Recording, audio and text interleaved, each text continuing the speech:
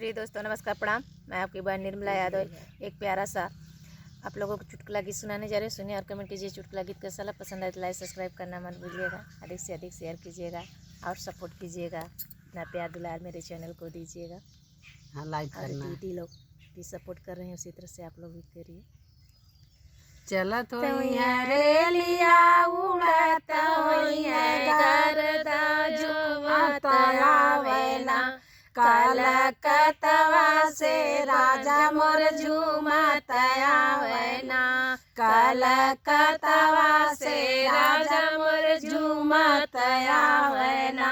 अपनी मालिया से बोलले मालिनिया की जे न लेताना, राजा बनल जेवनवा की जे होले ताना, राजा बनल जेवनवा की जे होले ताना। कैसे करे मालिन तुहरा जेवनवा जोहत होई है ना, घरवा पतरी तिरिया जोहत होई है ना।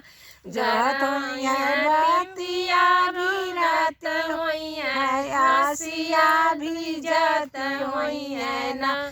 उनकर लाल रंग चुनरिया भी जत होई है ना, उनकर लाल रंग चुनरिया भी जत होई है ना।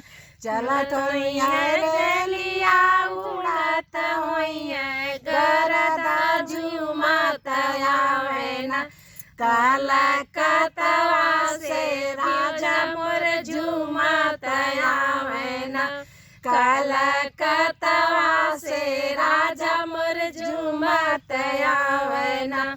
अपनी मालिया से बोले मालिनिया की सोना लेताना, राजा हमारी से जरिया की सोना लेताना, राजा हमारी से जरिया की सोना लेताना।